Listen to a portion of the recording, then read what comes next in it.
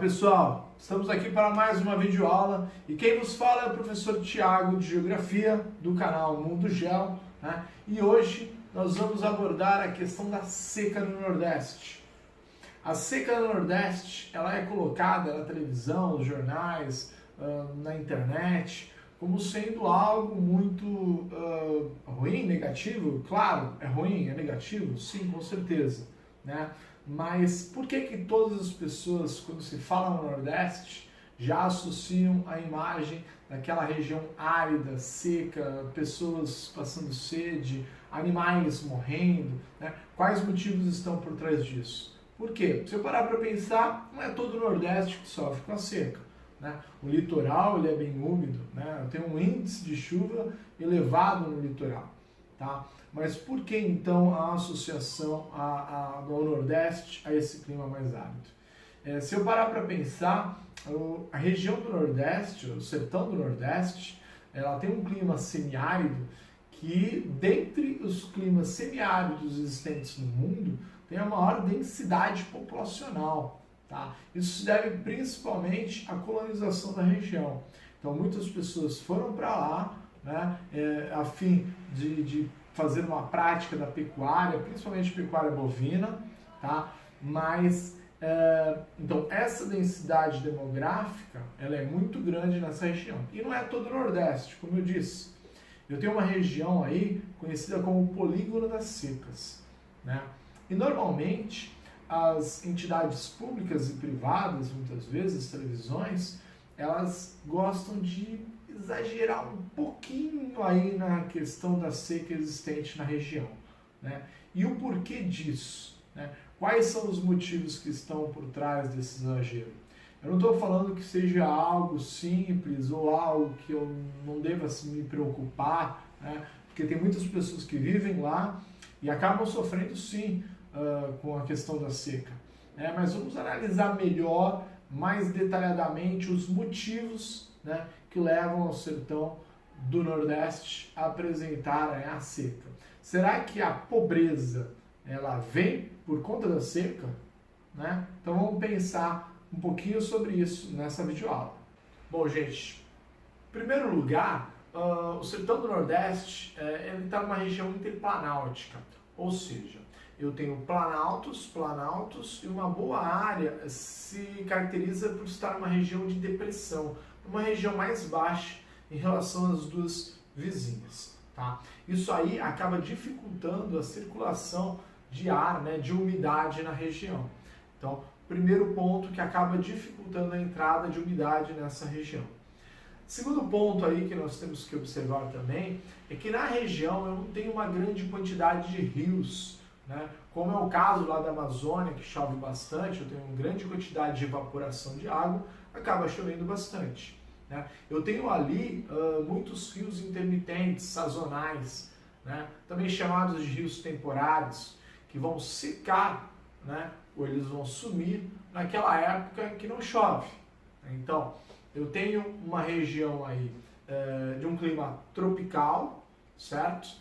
Numa área equatorial, então a incidência de sol é muito grande, certo? Muito quente. E pelo fato de ser aí um clima tropical, eu tenho duas estações bem definidas, né? O inverno ele vai ser mais seco, né? E o verão ele vai ser um pouco mais chuvoso. Então vão existir chuvas na região, vai existir a chuva? Sim, vai existir, né? Mas vai ser numa determinada estação do ano, certo?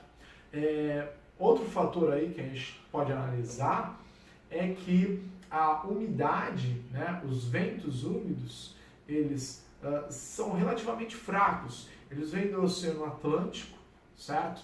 Pegam ali o litoral, chove bastante. Aí depois eles encontram o Planalto da Borborema, que acaba aí funcionando como uma barreira natural para essa umidade, para esses ventos úmidos que vêm do Oceano Atlântico.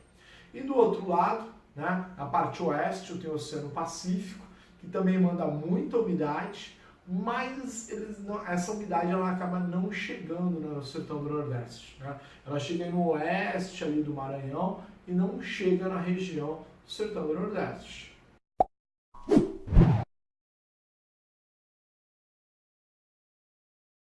Bom, galera, nosso momento de descontração de hoje, que serve para a gente dar aquela relaxada depois de estudar bastante, né? Vai vir aí com algumas piadas sensacionais, né? Ainda mais estão ligadas no tema aí que nós estamos estudando. Então, lá vai a primeira aí, aqui é jogo rápido, tá? Primeiro, por que o peixe vive com fome? Não sabem? Porque ele vive com água na boca, entenderam? Então vamos lá, próxima, rápido. Quem que nasce no rio, vive no rio, morre no rio, mas nem sempre está molhado? Quem é? Isso, o carioca! O carioca, gente, o cara que mora lá no Rio de Janeiro, ok?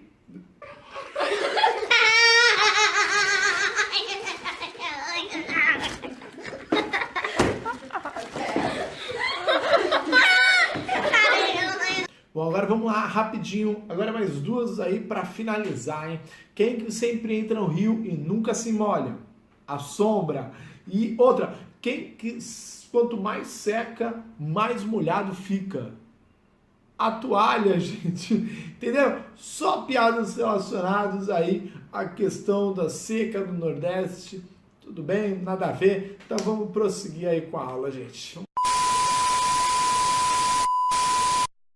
Bom, apesar aí desses eventos naturais, esses fenômenos climáticos que desfavorecem a incidência de chuvas na região, eu tenho um motivo principal por trás disso tudo, né? Porque se eu parar para pensar e analisar a situação de outras regiões que também possuem um clima muito parecido, né, um clima semiárido, como os Estados Unidos possui aí regiões com esse clima semiárido, Israel, né, muito seco, e eles conseguiram vencer essa situação, essas dificuldades, com o uso de tecnologia, né, com interesses, certo?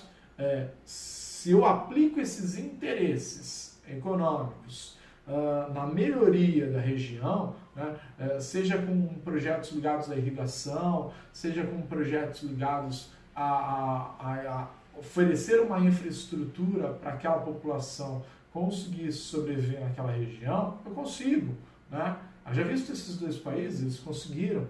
Então, quais são os interesses dos políticos aqui no Brasil para solucionar o problema do sertão nordestino, né? Eu tenho aí um termo muito utilizado que é o da indústria da seca, certo?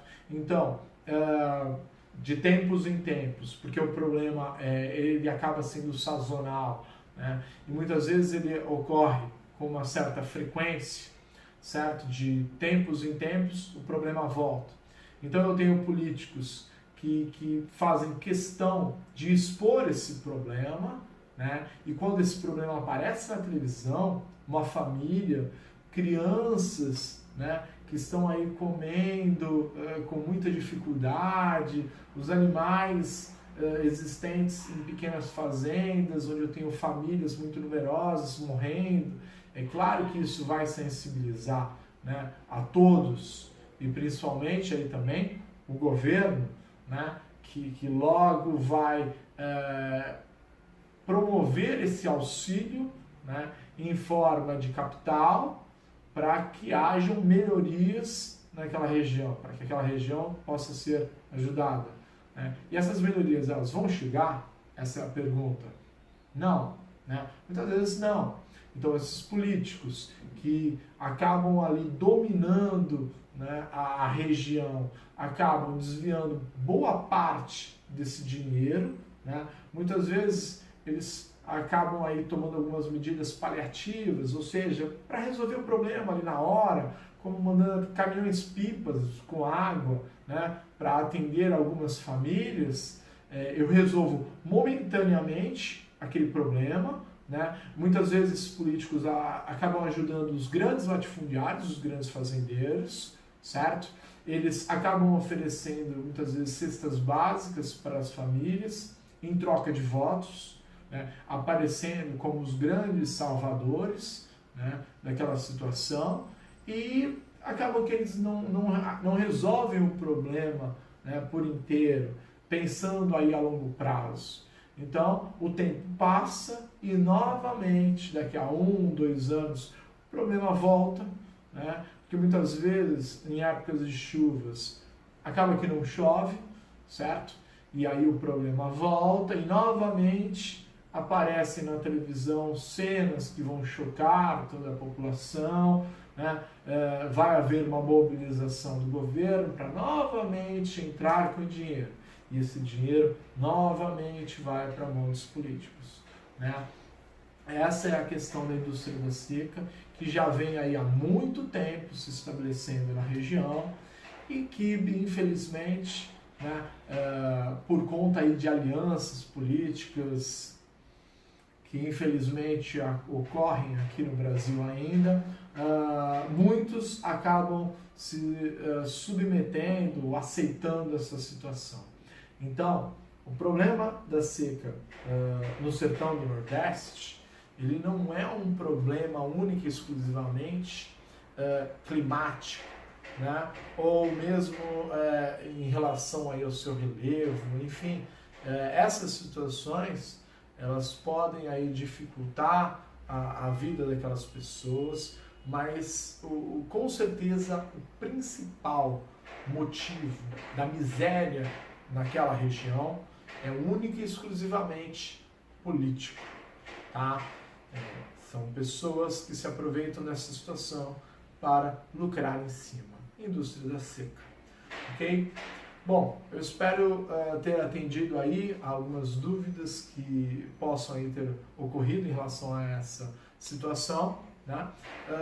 Se gostaram, deixem aí o seu like, se inscrevam no canal. Se houver alguma dúvida ou mesmo alguma proposta de uma aula diferente, deixem um comentário e eu vou estar respondendo assim que for possível e a gente se vê numa próxima. Até mais!